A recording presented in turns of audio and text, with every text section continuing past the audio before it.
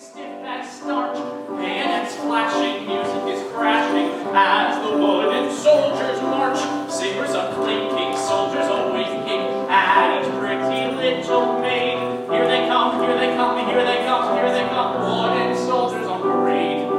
Daylight is creeping, dollies are sleeping in the toy shop window fast. Soldiers are jolly, think of each dolly, dreaming of a night that's past. When in the morning, without a warning, Toyman pulls the window shade. There is no sign the wood brigade will ever out on parade.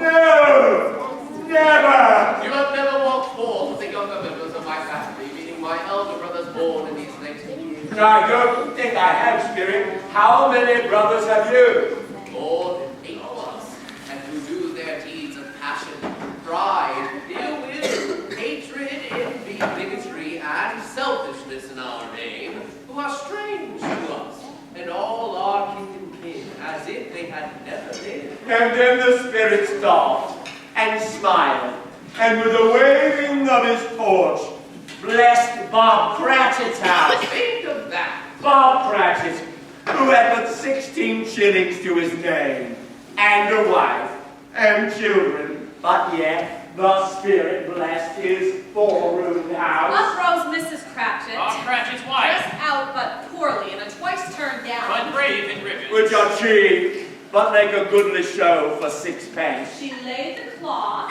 Assisted by Belinda Crachet. second of her daughters. Also brave in ribbons. While Master Peter Crachet plunged a fork into the saucepan of potatoes. And, getting the corners of his monstrous shirt collar, Bob tried to copper into his mouth. Rejoiced to find himself so gallantly attired. Yearned to show his linen in fashionable public. Oh, yes. These young Cratchits danced about the table, exalted Master Peter Cratchit to the skies as he blew the fire, while slow potatoes, bubbling hot, knocked loudly at the saucepan lid to be let out and peeled. Oh, whatever has got your precious father then, and your brother, Tiny Tim, and your sister Martha wasn't as late last Christmas Day by half an hour. Here's my brother. The Cratchit's eldest daughter, Martha, worked as a milliner, whose business it was, like that of a poor worm, to produce with patient toil and 10-hour days the finery that bedecks the thoughtless and luxurious. And catching as if by stealth as she headed home to Camden Town, the last breath of wholesome air and glimpse of sunlight to cheer the monotonous existence that made up the long train of hours of her working day. Hooray, you're such a goose, Martha. Oh, bless your heart alive, my dear, how late you are. Said Miss Cratchit, kissing her a dozen times. And removing her shawl and bonnet from her with officious zeal. Yeah. We did a great deal of work to finish up last night and had to clear away this morning. Oh, never mind, so long as you are come. Sit yourself down and have a warm before the fire, Lord bless you. No, there's father coming. So Martha hid herself.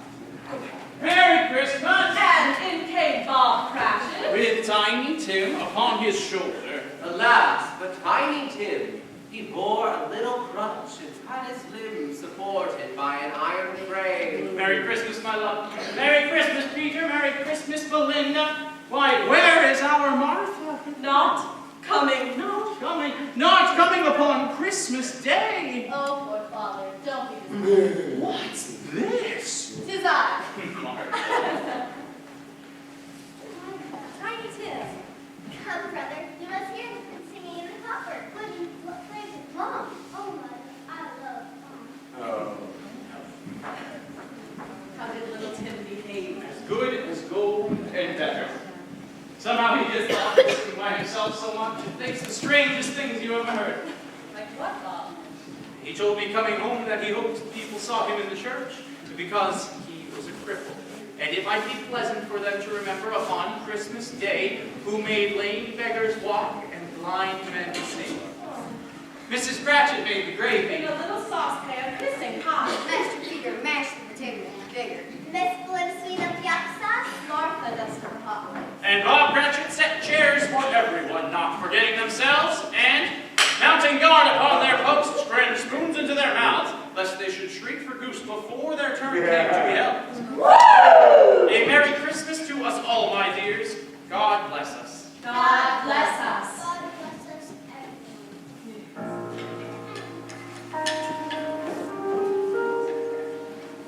La la la la la la la la la la la la la.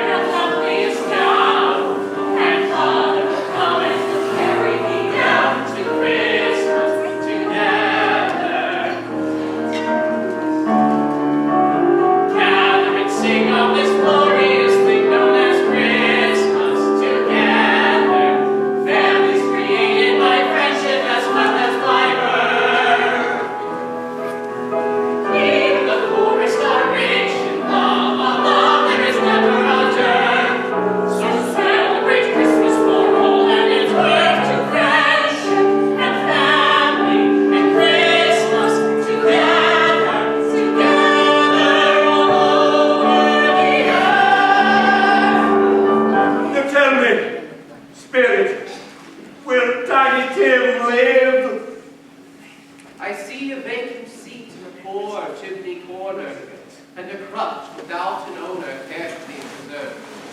These shadows remain unaltered by the future. The child will die. No! No, please, kind spirit, say that Tiny Tim will live. If these shadows remain unaltered by the future, none other of my race will find him here. Oh. What then? If he be like to die, he better do it, Oh. and decrease the surplus population. Scrooge hung his head, hearing his own words quoted by the spirit. And was overcome with penitence and grief. Mr. Scrooge. What? I'll give you Mr. Scrooge, the founder of the feast. The founder of the feast, indeed. I wish I had him here. I give him a piece of my mind to feast upon, and I hope he'd have a good appetite for it. My dear, the children.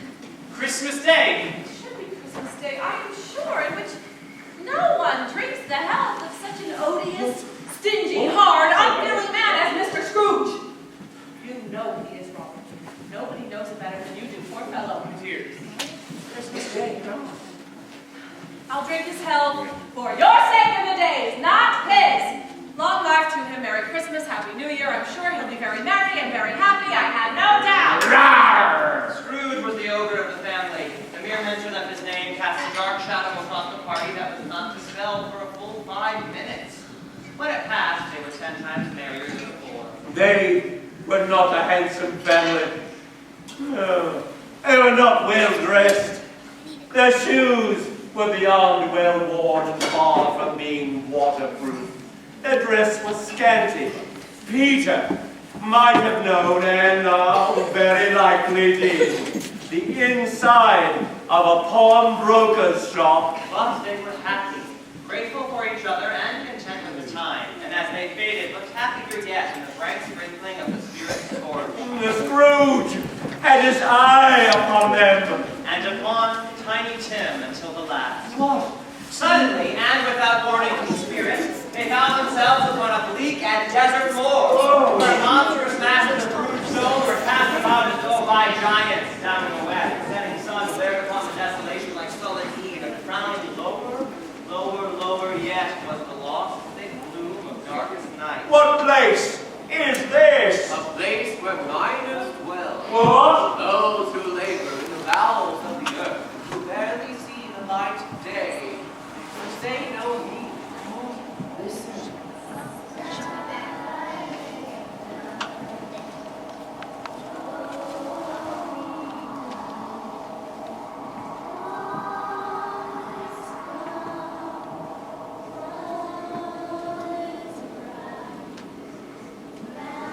A dim light shone through the window of a mud and stone hut.